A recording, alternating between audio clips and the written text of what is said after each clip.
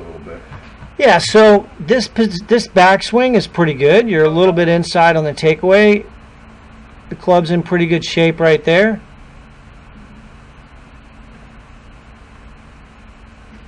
It's a little steep over the coming down, but that's okay. You're a tall guy. Here's address. Here's impact. Now what do you see?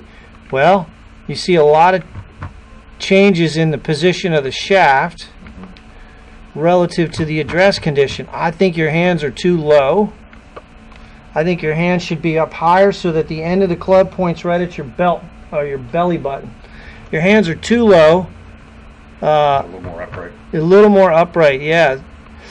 Because here's what we're trying to do here, Mike. We're trying to get the shaft to return to roughly the same position as it started. Yeah. And then coming back over it a little bit. Right. So you can see there, that's definitely steeper at impact relative to address. So I think we can get the hands higher at address. Most of the things that I want to do with your swing are related to prior to the execution of the swing. Okay. I mean, because you're Well, I think basic. that's part of the problem. Is my head's everywhere now. Right. So I get over the ball and I'm starting to think about all this other crap. Right. So you're just out of position with your hands. You need to get the shaft a little more upright at setup. Yeah. And then we got to fix one other thing. And So a little more upright. yep.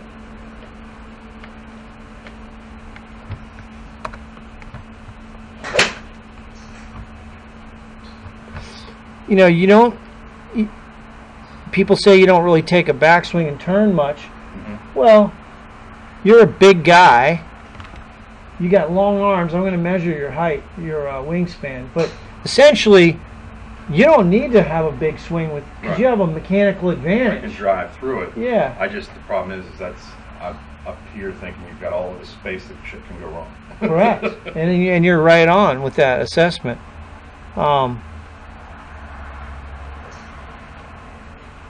Notice, I'm going to call your attention to one thing here. You know, in a perfect world, your right hip and your right knee wouldn't move. Perfect world. In a perfect world, your right knee wouldn't go that direction. Okay. Okay? That's what's happening in the golf swing. The right knee should move toward the target. Watch where your right knee goes. So it shoots out toward the ball. Did you see that? It shouldn't. That box I drew, I really wouldn't want to. I don't want to see your right knee come across that line right there. So if I took an alignment rod and I stuck it right here, just in front of your right knee, I want your right knee to move toward your left knee. That's not something I want you to think about on the course. It's something I want you to practice. Yeah, that's going down the road there. So you see the exit of the shaft. That tells me your swing is pretty much symmetrical in the sense that you're very steep, and that's normal because you're tall. It's a little too steep. I'd like you to see underneath that red line coming down. See how the club gets above the red line? I'm going to show you how to fix that. The takeaway is just a little bit off. You get the hands out and the club underneath that red line on the takeaway. See how the club's under the line there?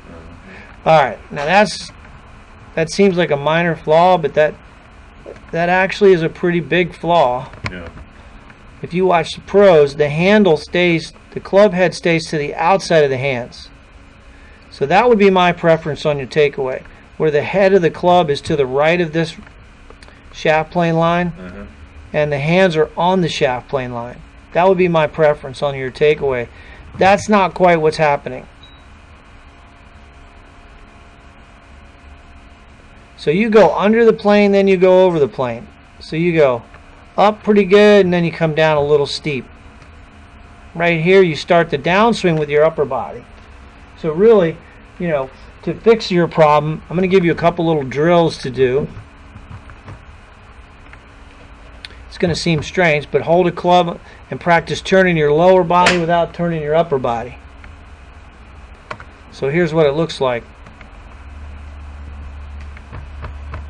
You just hold the end of the club and just practice shifting and rotating your hips without moving your shoulders.